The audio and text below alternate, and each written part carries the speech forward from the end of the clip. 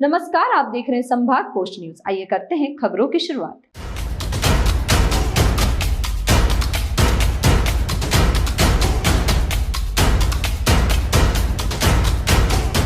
प्रदेश अध्यक्ष जीतू पटवारी के निर्देश पर मीडिया विभाग के प्रदेश अध्यक्ष मुकेश नायक की समिति से जिलाध्यक्ष सदाशिव यादव, शहर महिला जिला युवा NSUI की उपस्थिति में प्रमोद कुमार द्विवेदी, प्रदेश प्रवक्ता मध्य प्रदेश कांग्रेस कमेटी द्वारा प्रेस वार्ता रखी गई। प्रमोद कुमार द्विवेदी ने बताया कि जिस तरीके से भाजपा सरकार आज जनगणना की बात कर रही है, यह बात राहुल गांधी ने सामाजिक समानता का आधार बनाने के लिए पहले ही कह दी थी, जिसकी बात का भाजपा सरकार ने विरोध किया था। राहुल गांधी ने जातिगत जनगणना को सामाजिक समानता का आधार बनाकर इसे न केवल राष्ट्रीय विमर्श का केंद्र बनाया, बल्कि भाजपा की वंचित विरोधी नीतियों की पोल खोल दी। 2023 से 2024 तक उन्होंने संसद में, रेडियो में, प्रेस कॉन्फ्रेंस में और सोशल मीडिया पर इस मुद्दे को आंधी की तरह उठाया। तेलंगाना के जातिगत सर्वेक्षण को एक पारदर्शी और समावेशी मॉडल के रूप में प्रस्तुत करते हुए उन्होंने 50% आरक्षण सीमा को हटाने की मांग उठाकर भाजपा की दलित पिछड़ा वर्ग विरोधी मानसिकता को ललकारा है। यह राहुल गांधी का अनीश संकल्प और देश के समस्त कांग्रेस जनता तथा मध्य प्रदेश कांग्रेस का साथ था, जिसने भाजपा को इस ऐतिहासिक फैसला लेने के लिए मजबूत किया। हम मध्य प्रदेश की जनता की ओर से राहुल गांधी को इस शानदार जीत के लिए सलाम करते हैं। राहुल गांधी की यह लड़ाई केवल जातिगत जनगणना तक सीमित नहीं है, वह हर उस मुद्दे पर डटकर लड़ते हैं जो समाज के कमजोर वर्गों को प्रभावित करता है।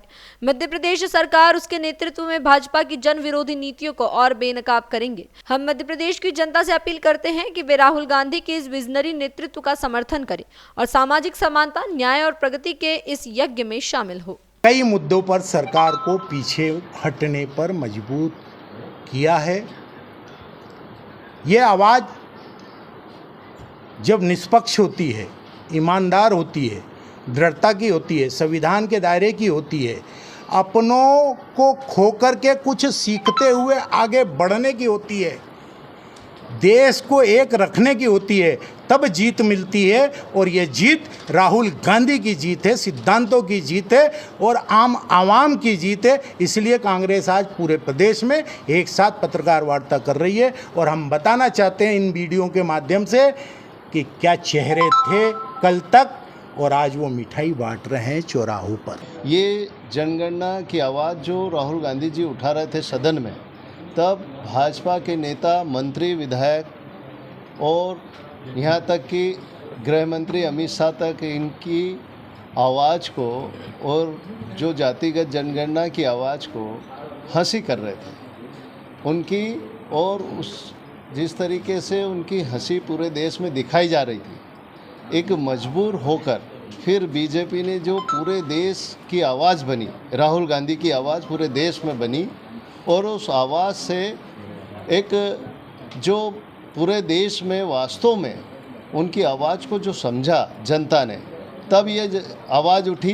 तब कहीं न कहीं नरेंद्र मोदी जी को ये मालूम पड़ा कि वास्तव में देश में जातिगत जनगणना की जो आवाज़ उठ रही है वो सही है, हमें भी मजबूरन उन्हें कराना पड़ी।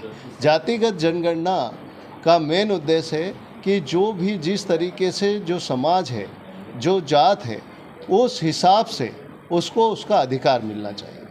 इसलिए यह जातिगत जनगणना कराई जा रही है। तो ये जातिगत जनगणना कोई बीजेपी ने खुश होकर नहीं की, ये राहुल गांधी की जो आवाज़ थी और एक जनता की आवाज़ थी, उससे मजबूर होकर ये जातिगत जनगणना कराने का उन्होंने निश्चय किया। तो ये जातिगत जनगणना से निश्चित तौर से जो गरीब है, जो आदिवासी है, जो पिछड़ा वर्ग है, जो हरिजन है, जो ST से हैं, ये सबको उसका लाभ मिलेगा। इसलिए ये जातिगत जनगणना कांग्रेस की आवाज़ थी, वो ये लागू हुई। इसलिए ये आज जो बीजेपी जो इसको एक साहसिक कदम बता रही है नरेंद्र मोदी जी का, लेकिन साहसिक कदम नहीं है, ये बुज़दिली का कदम है कि कांग्रेस आवाज़ उठा रही थी, उसका परिणाम है।